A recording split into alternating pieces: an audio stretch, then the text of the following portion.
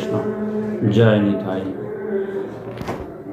এখানে নিত্যানন্দ প্রভুর লীলাস্থলী, বিভিন্ন রকম লীলাস্থলী আছে। তার মধ্যে একটি হচ্ছে হাটুগাড়া। নিত্যানন্দ প্রভুর পিতামাতা একসময় পরিক্রমায় যেতে চাইলেন তীর্থ দর্শনে। তখন নিত্যানন্দ প্রভু বললেন, তোমরা এখন বৃদ্ধ হয়েছ, তীর্থ দর্শনে তো হেঁটে হেঁটে অত রাস্তা যেতে পারবে না। তারই জন্যে নিত্যানন্দ প্রভু কী করলেন, সমস্ত তীর্থকে আহ্বান করেছেন। গঙ্গা, যমুনা, সরস্বতী, নর্মদা, কাবেরী সমস্ত তীর্থকে আহ্বান করেছেন ওই ডোবাটির মধ্যে।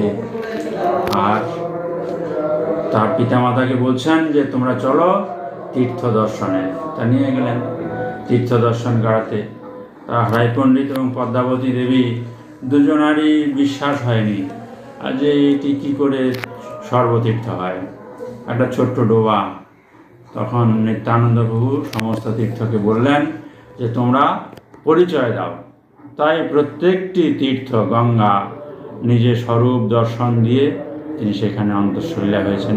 গঙ্গা, যমুনা, সরস্বতী সবাই এইভাবে তীর্থ হিসাবে তারা নিজেদের স্বরূপ দর্শন দিয়ে পরিচয় দিয়ে ওখানে অন্তঃসলীলা হয়েছেন।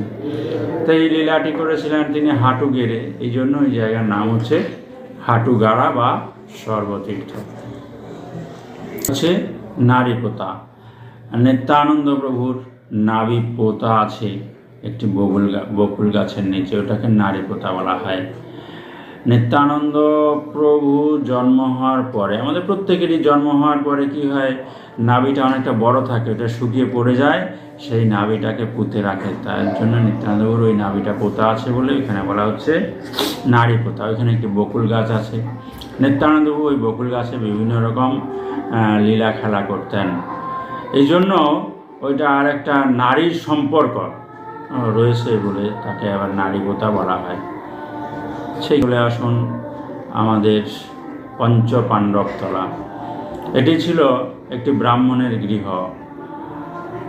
এখানে পঞ্চপাণ্ডব এসেছিলেন। কুরুক্ষেত্রের যুদ্ধর আগে পঞ্চপাণ্ডবকে পুড়িয়ে মারবার জন্য যে যতগৃহ নির্মাণ করেছিলেন, সেই যতগৃহতে পুড়িয়ে মারার চেষ্টা করলে ওনারা জানতে পেরে সুড়ঙ্গ পথে প্রথম এসে যে ব্রাহ্মণের বাড়িতে উঠেছিলেন সেটি হচ্ছে সেই ব্রাহ্মণের বাড়ি এখানে।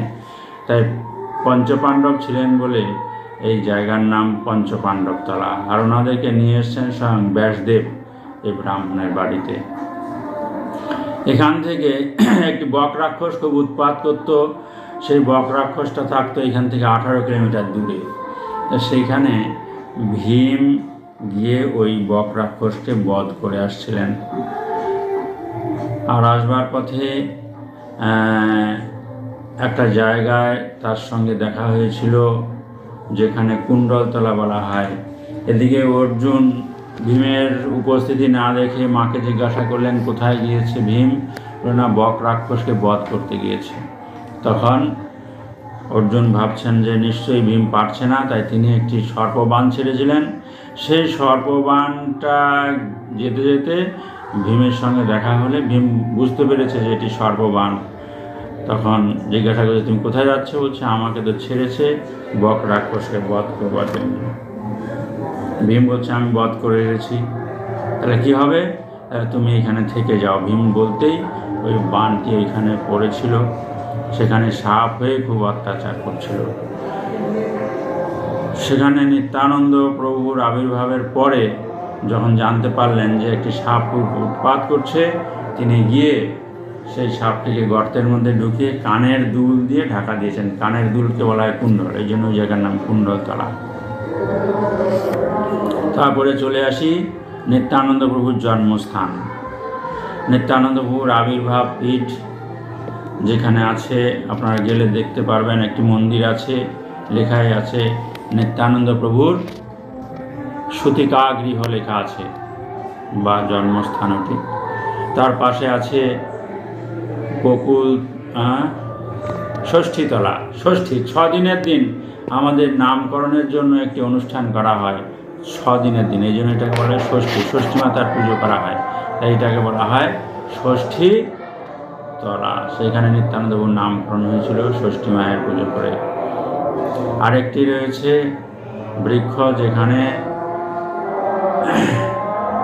কে এসেছিলেন, বিশ্বরূপ মহাপ্রভুর দাদা বিশ্বরূপ এসে ওইখানে গাছের নিচে বসেছিলেন এবং নিত্যানন্দ প্রভুর সঙ্গে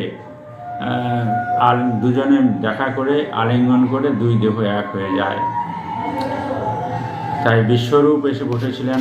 অথবা অনেক সময় অনেকে বলে থাকেন যে স্বয়ং নিত্যানন্দ প্রভু এখানে বিশ্বরূপ দর্শন করিয়েছিলেন, এই জন্য ওই জায়গার নাম বিশ্বরূপ তলা হয়ে গেল।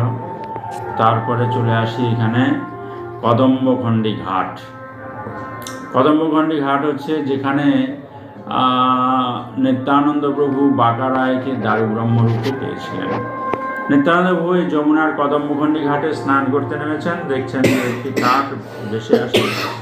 তিনি প্রথমে মরা কাঠ ভেসে, এখানে শ্মশান তো শ্মশানের পাড়ে, তাই তিনি মরা পোড়ানো কাঠ ভেবে ঠেলে ফেলে দিয়ে বাড়ি চলে যান এবং সেই রাত্রিবেলায় স্বপ্নে দেখেন যে বলছে, আমি বাঁকা রায় স্বয়ং এখানে এসেছি দারু ব্রহ্মরূপে, তুমি আমাকে নিয়ে গিয়ে প্রতিষ্ঠা করো। তারপরের দিন নিত্যানন্দ এসে ওই কাষ্ঠকে উত্তোলন করে সেটা দিয়ে একটি বিগ্রহ তৈরি করেছেন এবং সেই বিগ্রহটা স্থাপন করেছেন। তার নামই হচ্ছে বাঁকা রায়, অত্যন্ত বাঁকা, এই জন্য বাঁকা রায়। আর জগন্নাথ মন্দির আছে, জগন্নাথ, এটিও নিত্যানন্দ পিতামাতা জগন্নাথ পুরী দর্শনে যেতে চাইলে নিত্যানন্দ বললেন, তোমাদের পুরী ধামে যাওয়ার এখন তো বয়স নাই, তাই ঠিক আছে এখানেই নিত্যানন্দ, তোমরা কাকে দেখবে, জগন্নাথকে স্বয়ং দর্শন করতে পারবে।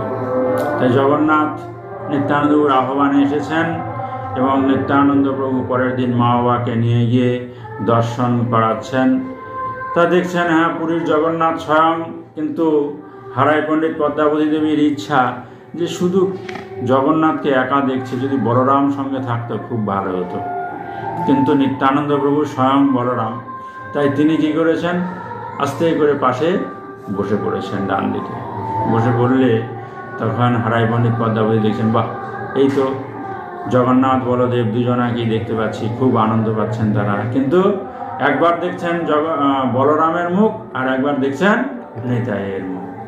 এই দেখতে দেখতে তারা বিভোর হয়ে গেছেন, কি দেখছি, কি লীলা, যে নিতাই সেই বলরাম, একই দেখছিল। যাই হোক, এরকম করতে করতে বেলা গড়িয়ে গেলে নিত্যানন্দবাবু আগে ছুটে বাড়ি চলে গেলেন। বাড়ি গিয়ে বসে আছেন, তা মা বাবা গিয়ে দেখছেন, আরে নিতাই তো বাড়িতে খেলা করছে, তাহলে কাকে দেখলাম, ওনারা খুব বিভোর হয়ে গেছিলেন। আসলে তো নিতাই স্বয়ং বলরাম, ওই জন্যই তিনি ওই লীলাটি এখানে করেছেন। ঠিক আছে, মন্দিরের কথা বলছেন। হ্যাঁ, একটি শিব মন্দির আছে, এটি আবার তো প্রথমকার কাহিনী,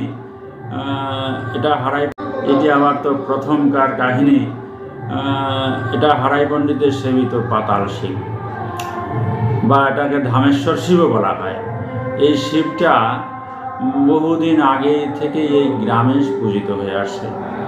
তো একজন ব্রাহ্মণ ওই শিবের পূজা করতেন। হারাই পণ্ডিত তাদের নাম ছিল ওঝা, কারণ সব ঝাড়ফুঁক করতেন ওদের বংশ পরম্পরায়। অ্যাকচুয়ালি বন্দ্যোপাধ্যায় ওনাদের অরিজিনাল টাইটেল। তা বাড়িতে রাগারাগি করে উনি চলে আসছেন এই গ্রামে, এসে ঘোরাফেরা করছেন মন মরা হয়ে। তো তার যজ্ঞোপবীত দেখে ব্রাহ্মণ বলছে, বাবা তুমি এদিকে এসো, তোমার সঙ্গে একটু কথা আছে। বলুন, তুমি দেখছি ব্রাহ্মণের ছেলে, তা আমি তো বৃদ্ধ হয়ে গেছি, তুমি এই শিব পূজার ভারটা তুমি গ্রহণ করো। তখন তিনি ওই শিব পূজার ভার গ্রহণ করলেন এবং ওই দায়িত্ব দিয়েই ব্রাহ্মণ পরের দিনই অপ্রকট লীলা করেছেন। লীলা গিরিগোবর্ধন উত্তরণ লীলা করেছেন, তারপরে রাধাকুণ্ড শ্যামকুণ্ড নির্মাণ করেছেন, কালীয় দমন লীলা করেছেন, তারপরে আপনার লক্ষণের শক্তিশালী লীলা করেছেন, সেটিও একটি মাঠের মধ্যে একটি জায়গায় করেছেন লক্ষণের শক্তিশালী লীলা। তো এরকম নিত্যানন্দ মহাভারত রামায়ণের যত লীলা কাহিনীগুলি এখানে ছোটোবেলায় সমস্ত লীলাই করেছেন। সেতুবন্ধন লীলা, তারপরে গজেন্দ্র মোক্ষণ লীলা, এরকম বহু লীলাই 124টি লীলা নিত্যানন্দ এই গ্রামের মধ্যে করেছেন। এই স্পটগুলি এখনো আছে, স্পটগুলি আছে, কিছু কিছু আমরা উদ্ধার করেছি, সব উদ্ধার করতে পারিনি, সবগুলো চিনতে পারছি না আর কি, যেহেতু প্রাচীন লোক নেই, যার ফলে সব লীলা তো কেউ বলতে পারছে না। আর বীরচন্দ্রপুর কেন নাম হলো? বীরচন্দ্রপুর এই গ্রামের নাম ছিল একাচক্র, একদম প্রাচীনকাল থেকে এই গ্রামের নাম হচ্ছে একাচক্র, আজকে নয়। মহাভারতের যুদ্ধের আগেও, মহাভারতের যুদ্ধের সময় যখন ভীষ্মদেবকে কৃষ্ণ মারার জন্য রথের চাকা তুলে ধরেছেন, তখন ভীষ্মদেব বলছেন, আমি তোমাকে প্রতিজ্ঞা করেছি অস্ত্র ধরাবো, তুমি বলছো অস্ত্র ধারণ করবে না, আমি অস্ত্র ধারণ করিয়েছি। তখন তাই তো আমি তো প্রতিজ্ঞা করেছি, তাহলে কি করবে, কোথায় ফেলবে? তখন চাকাটাকে ছুঁড়ে মেরেছে, বলে যাও এক চাকা গ্রামে গিয়ে পড়ো। তো এই গ্রামের নাম এক চাকা গ্রাম। এক চাকা গ্রাম কখন থেকে হয়েছে? সত্যযুগ থেকে। কোনো এক কল্পে স্বয়ং সূর্যদেব রথে করে এই গ্রামে এসেছিলেন, কিন্তু তার রথের চাকাটি এই গ্রামে বসে যায়, আর সূর্যদেবের রথের চাকা থাকে একটি চাকা। তো চাকা আটকে যাওয়ার ফলে সে চাকা আর ওঠেনি, এই জন্য এই গ্রামের নাম এক চাকা, সত্যযুগ থেকেই আছে। আর কৃষ্ণ আবার রথের চাকা ফেলেন এক চাকা, তাই গ্রামের নাম এক চাকা হলো। পরবর্তীকালে নিত্যানন্দ প্রভুর ছেলে, তার নাম হচ্ছে বীরচন্দ্র বা বীরভদ্র, তার নাম অনুসারে এই গ্রামের নাম রাখা হয় বীরচন্দ্রপুর। নিত্যানন্দপুর ছেলের নাম অনুসারে এই গ্রামের নাম বীরচন্দ্রপুর হয়।